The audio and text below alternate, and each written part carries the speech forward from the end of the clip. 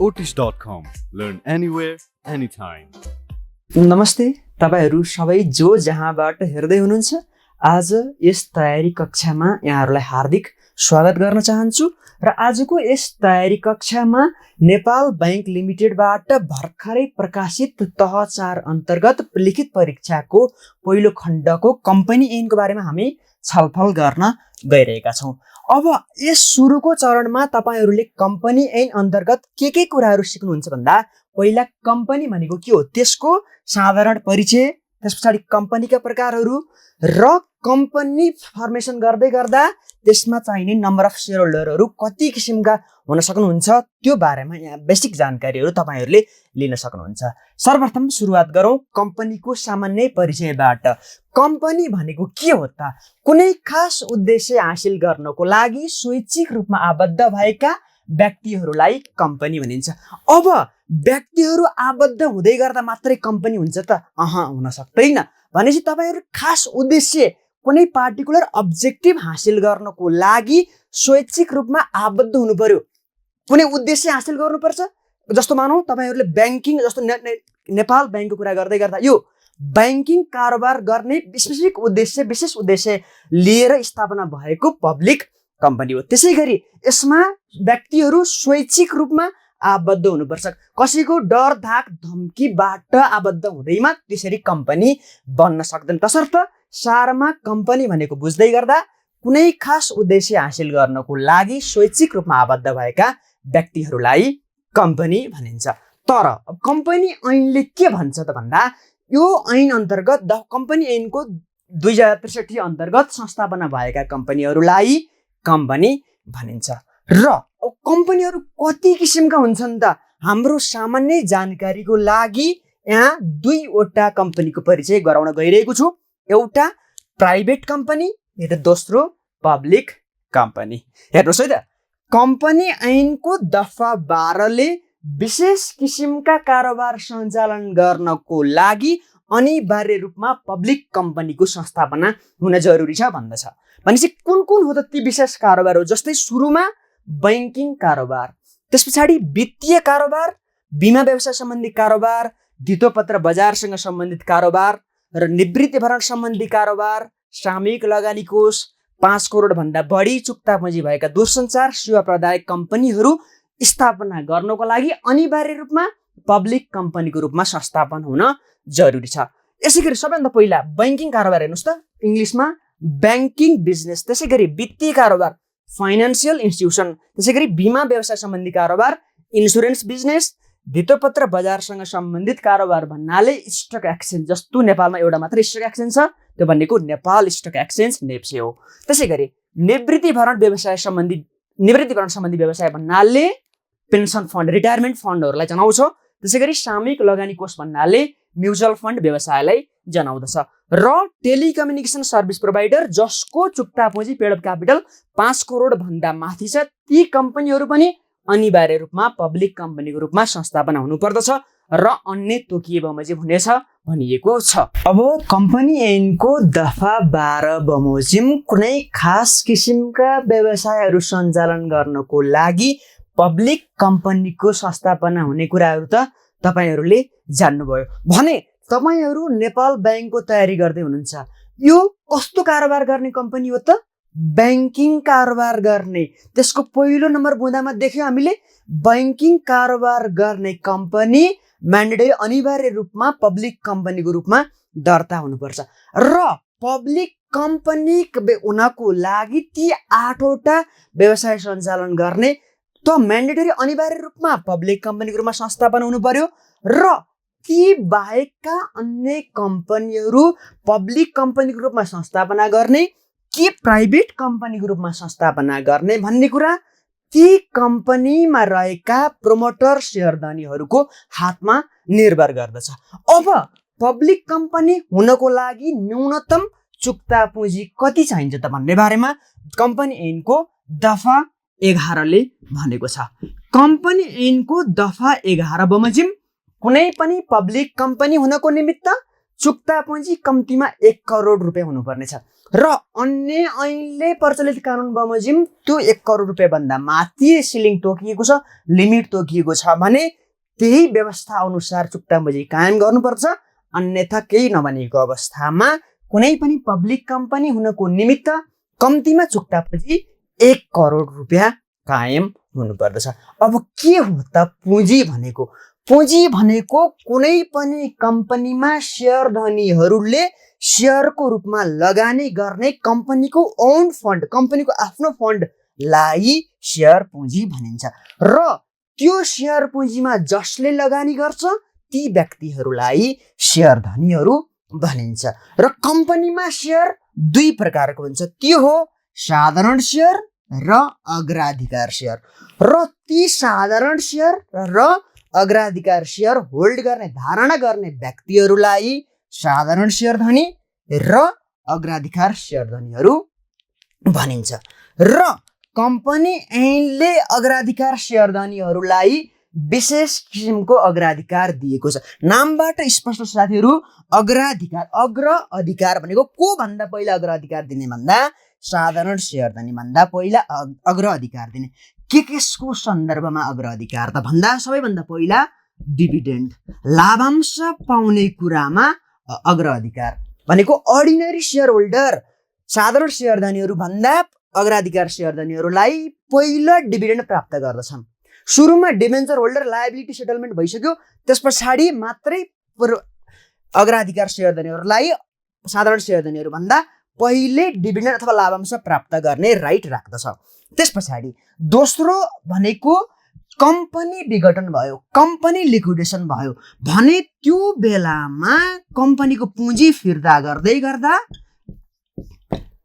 अग्राधिकार share धनीहरूलाई पहिला पुँजी फिर्ता गरिन्छ साधारण शेयर धनीहरू भन्दा। भनेपछि यसरी कम्पनीले 2 किसिमको अग्र अधिकार दिएको छ अग्राधिकार शेयर धनीहरूलाई। एउटा डिभिडेन्ड प्राप्त गर्ने मामिलामा र अर्को कम्पनी विघटन हुँदै गर्दा त्यो चुक्ता पुँजी अथवा त्यो क्यापिटल रिपेमेन्ट गर्ने कुरामा 2 किसिमको राइट दिएको छ। र अब रह्यो, तपाईहरूले बुझ्नुभयो कि कम्पनीमा 2 किसिमका शेयर धनीहरू हुन्छन्, एउटा साधारण शेयर धनी र अर्को अग्राधिकार शेयर धनीहरू। अग्राधिकार शेयर धनीहरूलाई 2 किसिमको अग्राधिकार हुन्छ भनेर पनि मैले भने। अब त्यसो हो भने कम्पनीमा कतिजना शेयर होल्डर हुने त, त्यो बारेमा कम्पनीले के किसिमको प्रावधान राखेको छ त आउनुहोस् लागौँ। अब शेयर धनीको संख्या बारेमा कम्पनी ऐनको दफा 9 ले विशेष किसिमको व्यवस्था गरेको छ। कुनै पनि पब्लिक कम्पनीमा न्यूनतम 7 जना शेयर होल्डर हुनुपर्छ र अधिकतम जतिजना पनि शेयर होल्डर हुन सक्दछ। न्यूनतम 7 जना र अधिकतम जतिजना पनि हुन सक्दछ भनेपछि कम्पनी ऐनले त्यस्तो कुनै पनि विभेद गरेको छैन। मानौँ न तपाईहरुको नेपाल बैंक लिमिटेडमा आजको दिनमा कतिौं लाखौं शेयर होल्डर हुनुहुन्छ भनेपछि पब्लिक कम्पनी हो, मिनिमम न्यूनतम 7 जना शेयरधारीको संख्या पुग्नै पर्छ र अधिकतम कति हुने भनेर कम्पनी ऐनले त्यस किसिमको कुनै बन्देज लगाएको छैन। त्यसैगरी प्राइभेट कम्पनी हुनको लागि न्यूनतम 7 जना, न्यूनतम 1 जना र अधिकतम 101 जना भन्दा बढी शेयरधारीहरू हुन पाउँदैन। यदि कुनै पनि कम्पनीमा 102 जना शेयर होल्डर हुनुहुन्छ, त्यो पब्लिक कम्पनीको रूपमा के प्राइभेट कम्पनीको रूपमा रहन सक्दैन, त्यो पब्लिक कम्पनीको रूपमा संस्थापना हुनु पर्दछ। भनेपछि अब कुन कम्पनी पब्लिक कम्पनी, कुन कम्पनी प्राइभेट कम्पनी भन्ने कुराको पहिलो सूचक भनेको त्यो कम्पनीमा कति जना शेयर होल्डरहरू हुनुहुन्छ त। प्राइभेट कम्पनी हो, मिनिमम 1 जना र अधिकतम 101 जना भन्दा बढी शेयरधारीहरू हुन सक्दैन। त्यसैगरी पब्लिक कम्पनीमा मिनिमम न्यूनतम 7 जना शेयरधारीको संख्या हुनु पर्दछ र अधिकतम कति हुनुपर्छ कम्पनीले केही पनि बोलेको छैन। अब यी त भए पब्लिक कम्पनी र प्राइभेट कम्पनी हुँदै गर्दा कायम रहने अथवा आवश्यक पर्ने शेयरधारीको संख्या। तर कसलाई चाहिँ शेयरधारीको रूपमा गणना नगर्ने त? कम्पनी ऐनले त्यस बारेमा एउटा विशेष किसिमको व्यवस्था गरेको छ, त्यसलाई भनिन्छ एक्सेप्सन क्लज। अथवा त्यस कसलाई शेयर होल्डर काउन्ट नगर्ने हो त भन्दा कुनै पनि इम्प्लोइ जसलाई इम्प्लोइ शेयर स्किम अन्तर्गत शेयर इस्यु गरिएको छ, त्यो विद्यमान रहेका कर्मचारीहरू अथवा जो रिटायरमेन्ट भएका छन्, जो अवकाश प्राप्त गरेका छन् र उनीहरूले त्यही ब्याङ्कको अथवा त्यही संस्थाको त्यही कम्पनीमा कार्यरत रहँदा कर्मचारी स्किम अन्तर्गत सेयर होल्ड गरेका छन् भने ती व्यक्तिहरूलाई त्यो कम्पनीको सेयरधनी संख्या गणना गर्दै गर्दा गणना गरिने छैन। अब कम्पनी ऐन अन्तर्गत स्थापना हुने, संस्थापना हुने, तपाईहरूले बुझिसक्नु भयो कि कम्पनी पब्लिक कम्पनी पनि हुन सक्छ, प्राइभेट कम्पनी पनि हुन सक्छ। पब्लिक कम्पनी हुँदै गर्दा मुख्यतया 3वटा कुरा, एउटा विशेष किसिमको कारोबार गर्ने कम्पनी हो कि होइन त्यो जान्नुपर्छ।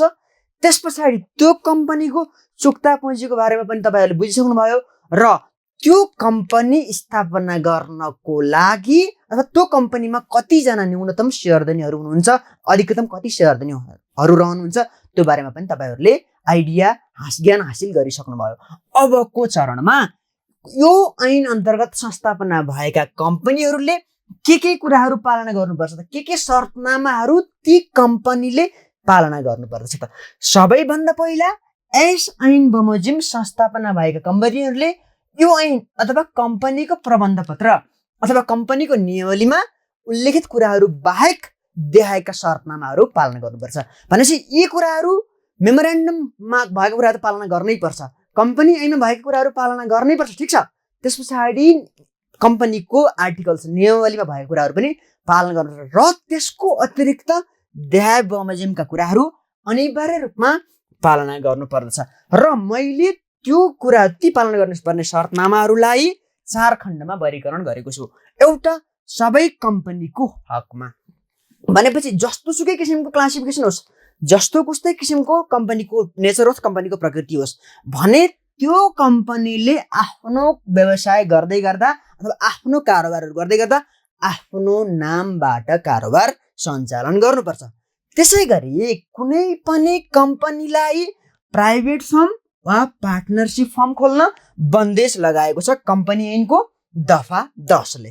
त्यसै गरी अब दोस्रो खण्डमा प्राइभेट अथवा पब्लिक कम्पनीको हकमा कस्तो किसिमको शर्तनामाहरू छन् त भन्दै गर्दा कुनै पनि प्राइभेट कम्पनीले आफ्नो पछाडि प्राइभेट लिमिटेड भन्ने शब्द राख्नु पर्दछ।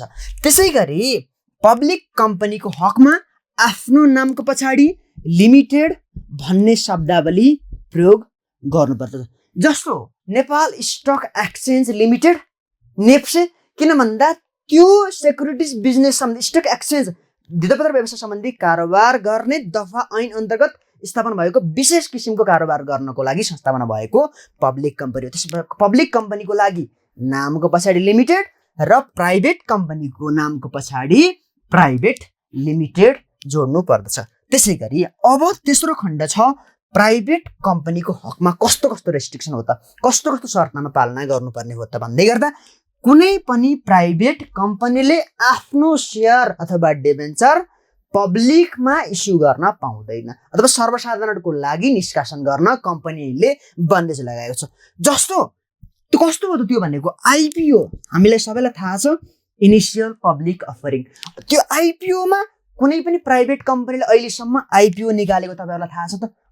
किन भन्दा यही प्रावधान कम्पनी ऐनको दफा 10 ले बन्देज लगाएको हुनाले कुनै पनि प्राइभेट कम्पनीले आफ्नो सेयर अथवा डिबेन्चर पब्लिक रूपमा सार्वजनिक निष्कासन गर्न पाउँदैन। त्यसै गरी अर्को छ कुनै पनि पब्लिक कम्पनीले आफ्नो नियमावली, आफ्नो प्रबन्ध पत्र वा सम्झौतामा उल्लेख गरिएको अवस्थामा त्यसको शर्तनामाहरू पालना गरेको अवस्थामा बाहेक सेयरधनीहरू भन्दा बाहेक अन्य व्यक्तिहरूलाई आफ्नो सेयर धितो राख्न अथवा बन्दगी राख्न पाइँदैन। त्यसको लागि अनिवार्य रूपमा मेमोरेन्डम आर्टिकल्स अथवा कन्सेन्सस एग्रिमेन्टका प्रावधानहरू परिपालना गरेको हुनु पर्दछ। र अन्तिममा मुनाफा वितरण नगर्ने कम्पनीको हकमा कम्पनी ऐनले कस्तो व्यवस्था गरेको छ त?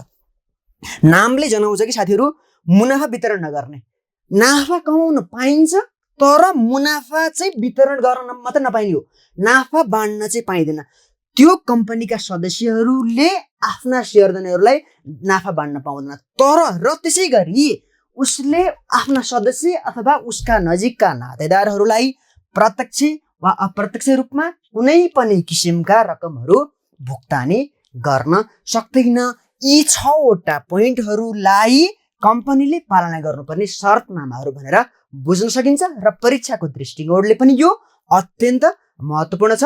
यसलाई कम्पनी ऐनको दफा 10 र त्यस सँगसँगै सुरुमा सबै कम्पनीको क्यारेक्टरबाट हेरौँ, त्यस पछाडि प्राइभेट पब्लिक कम्पनीको हकमा हेरौँ, त्यस पछाडि प्राइभेट कम्पनीको हकमा 2वटा बुँदा हेरौँ र मुनाफा वितरण नगर्ने कम्पनीको हकमा अन्तिम एउटा बुँदा गरेर 6वटा बुँदा मैले यहाँहरू समक्ष प्रकाश पार्ने। यतिन्जेलसम्म तपाईँहरूले आजको ट्युटोरियलमा कम्पनी भनेको के हो बुझ्नुभयो, त्यस पछाडि कम्पनीका प्रकारहरू बुझ्नुभयो र पब्लिक र प्राइभेट कम्पनीको बिचमा बेसिक भिन्नताहरू, सारभूत भिन्नताहरू तपाईँहरूले जान्नुभयो।